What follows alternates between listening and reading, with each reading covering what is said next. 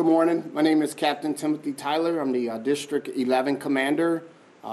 We're investigating a crash with multiple shootings early this morning.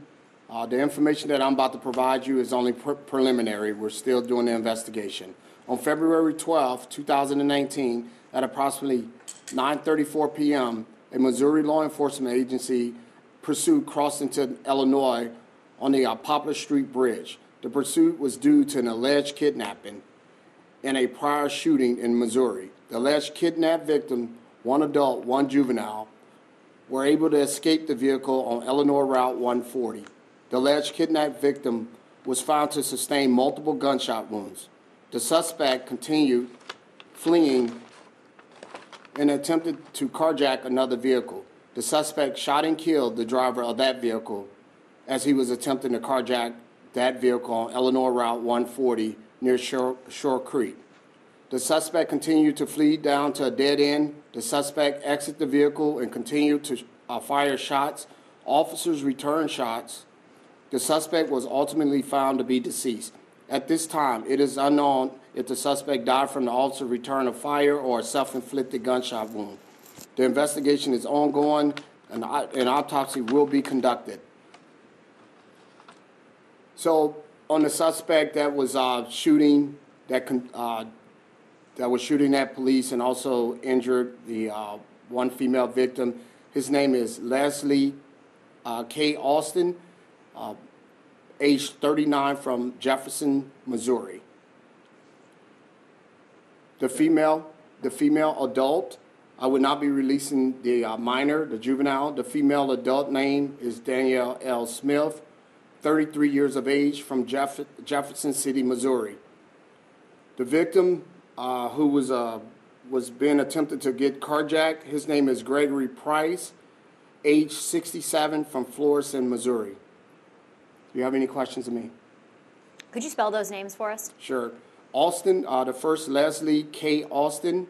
Austin is Austin. Leslie is Leslie, middle initial K. King, age 39, from Jefferson, Missouri.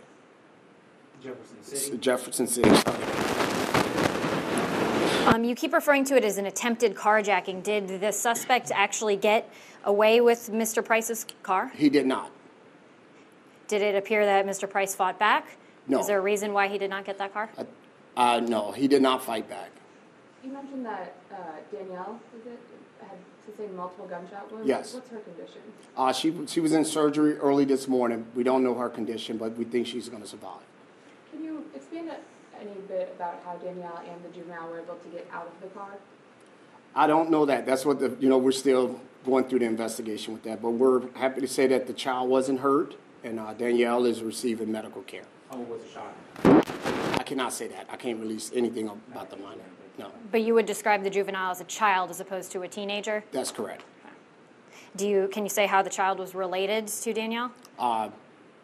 Yeah, her child. It was her child. Can you say how Danielle and Leslie were related, or a relationship between them? I believe they were in a relationship. Dating? Is that fair? It was, according to Illinois law, it was a family relationship I think this was his child also. But that's what the further investigation is for.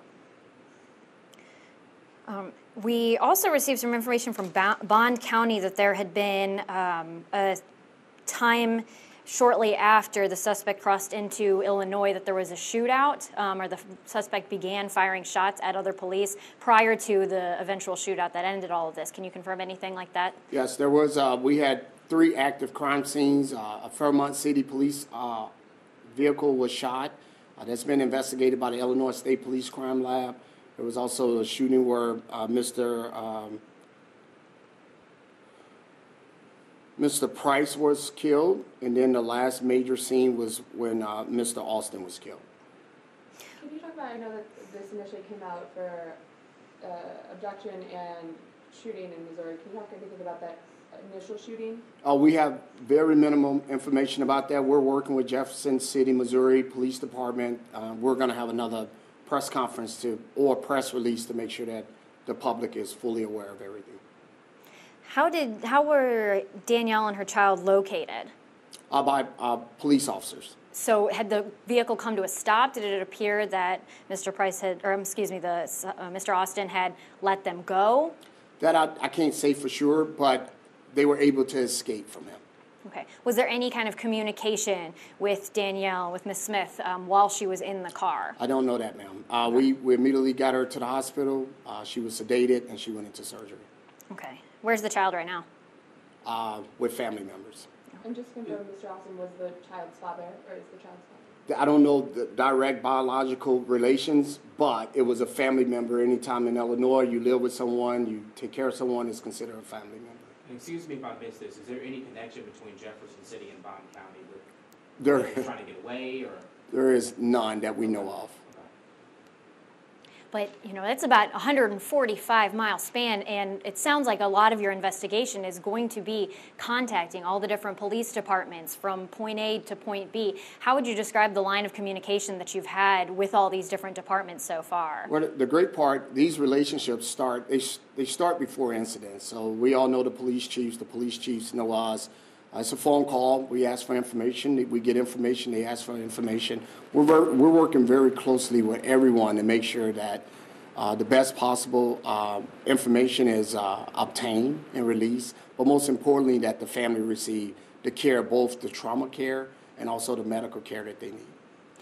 There's also the question, though, that how could this happen? How could it take this long and there be so many miles between where the initial shooting and kidnapping allegedly took place and then where this all ended in Bond County, Illinois? Why did it take so long to end this crime spree? Well, police officers, we deployed multiple spike strips, and so that's our mechanism to try to stop the car, but the Mr. Austin was able to avoid them.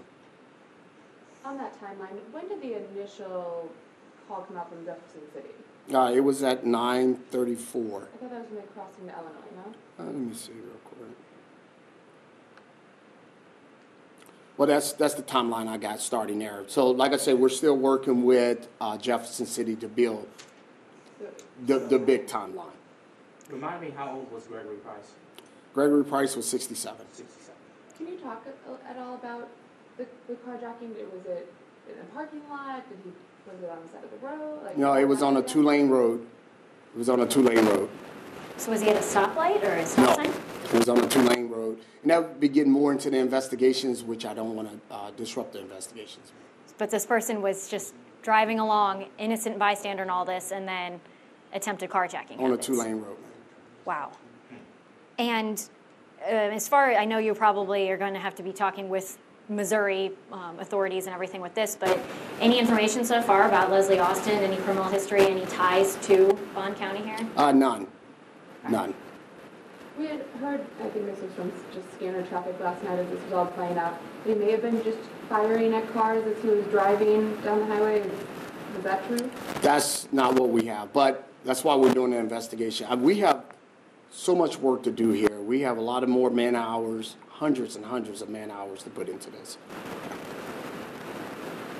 And hundreds of man hours with ISP. Do you feel like, so it falls into your jurisdiction just because this is where it ended, correct? That's correct. Describe the amount of work that other departments may or may not be doing on both sides of the river with all of this. Well, we have to find out why it started, when it started, and hopefully we can prevent something like this from happening again. But, from when it came into Illinois, where it ended, we've had agencies, we've had a lot of our internal investigations out, crime scene services, Zone 6 investigations came out, all my patrol men and women that were there. So because it was an officer-involved shooting, we have internal investigation, investigating that, and all the criminal aspect with Mr. Price being dead, and also the aggravated kidnapping or kidnapping, that becomes a criminal investigation. Any witnesses or video in any of these crime scene areas that you all will be looking at or talking to? The video right now, and that's being pulled by just different areas where we can grab video, but all the videos have been pulled out of every squad car that was involved in the crash. Involved in the situation. What about witnesses? No witnesses as of now. Will you be reaching out to any, because if they were in some kind of family relationship, any other family members, including the people who have the girl now, that you'll be talking to maybe find out their circumstances ahead of all of this? Yeah, you're going to have a joint jurisdiction investigation going on. We're going to send Illinois troopers over there to be on a joint interview with the family members, but we will find everything out. Did the nature of how police were trying to stop their car change at all once the mother and child were out of the car? For example, do you have to be more careful when you're trying to stop the car when you know that they're in it versus once they were safely taken away from the scene? Illinois State Police have some very restrictive pursuit policies, and all the troopers were in compliance with our pursuit policy when it's a forcible felony like we had last night. Talk a little bit more about that, because I think that's a question people are going to have is why couldn't you just stop this car sooner before an innocent person wound up dead? Yeah. Well, that's going to be more that, just training and just being in compliance with our policy. Right now, the way the troopers handled their job last night is in compliance with Illinois State Police pursuit policy. Do you think the pursuit policy allowed you to get this guy as quickly as possible? Right now, they are in compliance with the Illinois State Police pursuit policy. Do you think, I know you can keep saying a child, is this child old enough to maybe give some insight to what happened, or is this child just not able to Yeah, talk? the child is old enough, yes. Okay. Will you release the age? Will you release the age? I didn't hear you, Will ma'am. you release the age? Sage? Age of the child? No, they told me not to release any information on the child. So, and I would. It's, anybody who know me, they know if I can release it, I will release it. So. And just quick clarification on the timeline. Did the scene, that so-called second scene in which there was the Fairmont City police vehicle shot, was that before or after the mother and child were able to get out of the car? That was before. That was before. Okay. Did police know the entire time, beginning with, once they crossed over into Illinois, was it known that there were a mother and child in the car the whole time? Yes, that was part of the initial broadcast from Missouri.